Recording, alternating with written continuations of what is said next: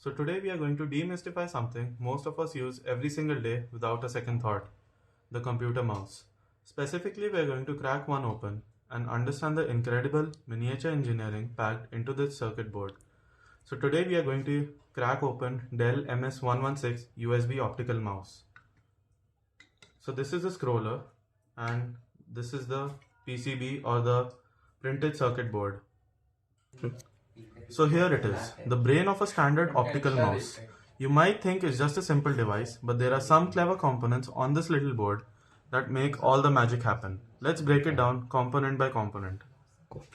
This is what we call a printed circuit board or the PCB. It's essentially a layered sandwich of conductive tracks and pads that connect all our electric components. This particular board handles the primary input functions.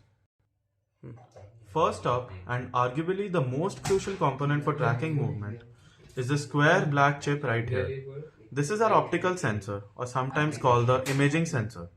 Think of it as a tiny high-speed camera, or see one picture, it takes thousands of pictures per second of the surface beneath the mouse. By rapidly comparing these images, it detects even the slightest movement, translating your physical hand emotions into cursor movement on your screen. Now if we look at the other side, or sometimes on a separate stacked board like in some mouse designs, you'll see a corresponding sensor. The principle is exactly the same, just from a different angle in this particular assembly. Next, let's talk about clicking. We have these two small black rectangular components here, often labeled as SW1 and SW2. These are the micro switches. When you press left or right click button on your mouse casing, you're actually pressing down on these little switches. They complete a circuit, sending a signal to the mouse's brain that a click has occurred.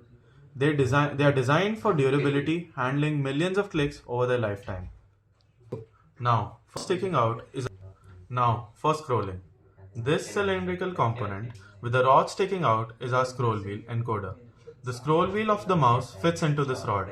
As you turn the wheel, this encoder converts that rotational movement into electrical pulses. The faster you scroll, the more pulses it sends, and the brain of the mouse then interprets these pulses to tell your computer how far and in which direction to scroll a page. So, how does that optical sensor see the surface so clearly? That is where this little guy comes in. This is an LED, a light emitting diode. It shines a focused light, often red or infrared, onto the surface directly beneath the mouse. This illumination provides the necessary contrast for the optical sensor to capture those high-speed images effectively. Without this light, the sensor would essentially be blind. All of these inputs, the movement from the optical sensor, the clicks from the micro switches, and the scrolls from the encoder need to be processed and sent to your computer. That job falls to the main microcontroller or integrated circuit. It's the brain of the mouse. It takes all the raw data, performs complex calculations to determine what you're doing, and then translates that into a standard digital signal that your computer can understand, usually sent over USB. Finally, we have the USB cable and the connector. These wires, often red, black, white, and green, are the lifeline of the mouse, connecting our circuit board to your computer's USB port.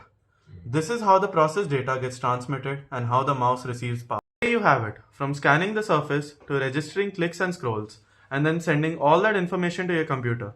It's a tiny symphony of electronics working together seamlessly. The next time you move your cursor or click a link, you'll know exactly what's happening inside. Thank you.